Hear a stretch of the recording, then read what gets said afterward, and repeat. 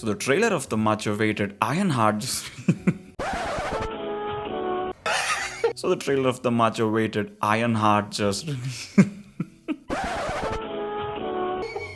Oh, I just can't. Even with my penchant for drama, I don't have the stomach to hold back my laughter just enough to call it much awaited to insert a dose of sarcasm. Well, all the first world problems of a YouTuber. Speaking of first world problems, there's the existence of Ironheart. What a thorn in the side of all MCU fans, and the like-to-dislike ratio is the proof. It's nowhere near Snow White's record-setting levels of nuclear hate, but that's because Ironheart manages to be the only thing worse than being hated in entertainment, which is irrelevant. But it's not a shock to anyone now, is it? A project that was already uninteresting when it was announced 5 long years back, and in the current state of the franchise, it's just a $200 million disaster waiting to happen. What?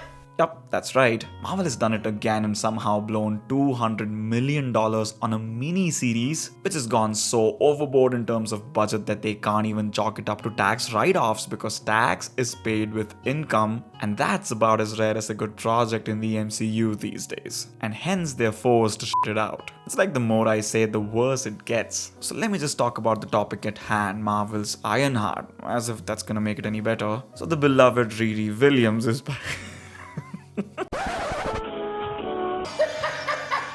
I'm gonna stop trying. Riri Williams is back and is now apparently fed up of waiting. Waiting for what, you might ask? Fed up of waiting to be acknowledged for her greatness. Yup, you heard that right. She wants the world to put her on a pedestal and tell her just how great she is. Greatness?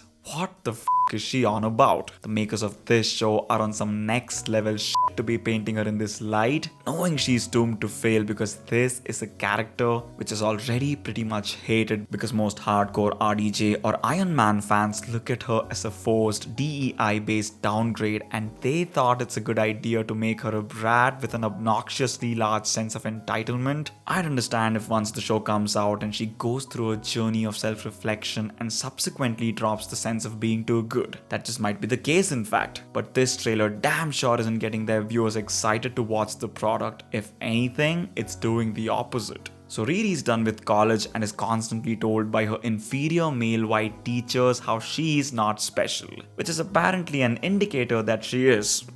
Whatever. So she's waiting for the opportunity, just licking her chops to prove her mettle, pun intended, by doing what? Apparently nothing. She's just waiting for people to realize how great she is by being dormant, and she's pissed that the world isn't doing what she wants. Which is when this guy in a hood shows up, named the Hood. Yeah, that's real creative, isn't it? So this Hood guy, who's not a good guy, offers to bear the R&D budget for Riri's exoskeleton suit type endeavors by paying her a few $1,000s.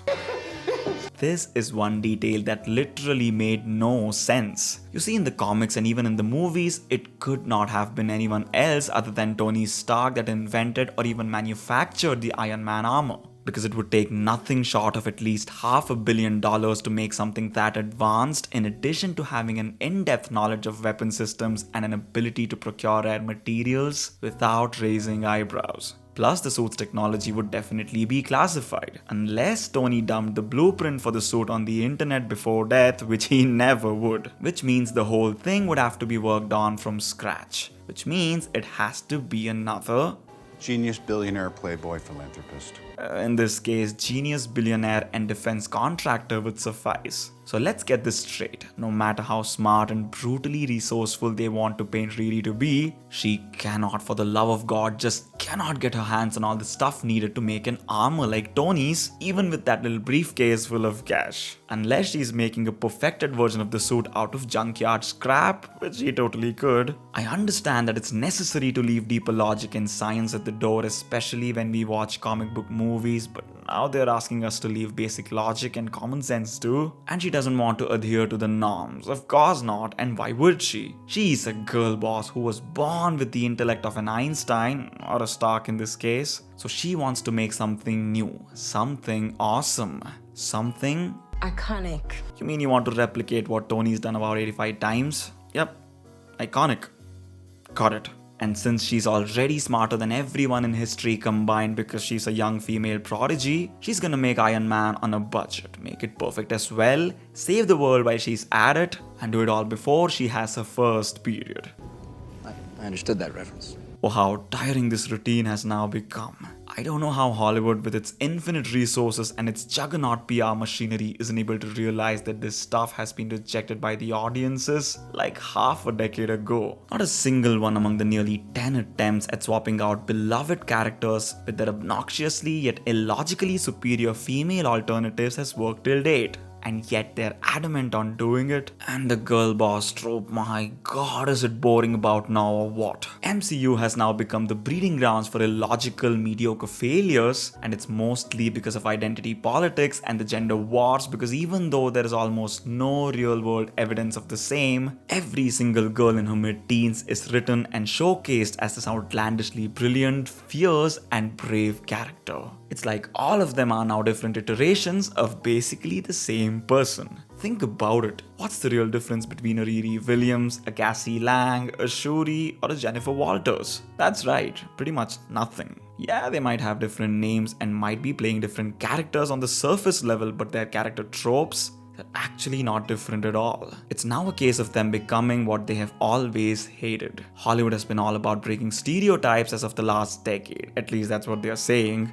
And in an attempt to do just that, they've steered in a different direction from what was considered the aforementioned stereotype. The problem, however, is that they've all steered in the same direction and have now created a new stereotype. So they've ended up creating and worse, becoming what they hate. And not to mention the infamous Marvel humor, which is so dated and repetitive by now. It's almost nauseating and definitely not funny. People just don't talk like that. And the Marvel humor of the old was fresh and was carried on their backs by better actors who knew just how to make it work. But right now it exists just because it has to.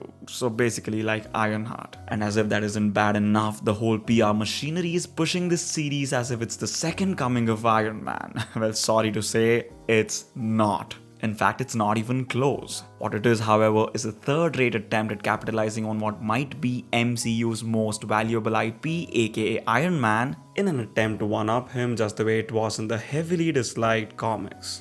You see, in the comics, Riri is the arrogant and senselessly superior but nevertheless a protege of Tony, which might just be the single most important detail that the creators were dumb enough to ignore. If they had even tried a bit to lay a sort of a foundation when RDJ's Tony Stark was still around, this series would have made a lot more sense, because then it would be a story about a student picking up and improving upon the teacher's craft, and this garbage push by the lead actress Dominique Thorne about receiving RDJ's quote-unquote blessing, whatever that is, would seem real and not like a desperate PR move in an attempt to save a sinking project and a potentially doomed career.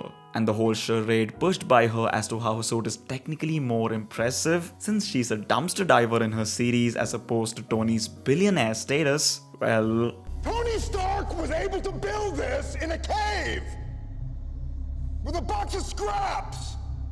Everyone said this already, I thought I might as well. So the inevitability of Ironheart's and subsequently the MCU's doom is now apparent, which I will talk about in a few days, and so is the fact that the days gone by will always be unequivocally the best. They might try with all their might and money to tell us how this was a revolutionary series and pull some imaginary numbers out of their ass as to how many millions of minutes it was watched, but the fact will remain that it's a failure before it's even launched. Much love, people. I'm gonna go eat some octopus.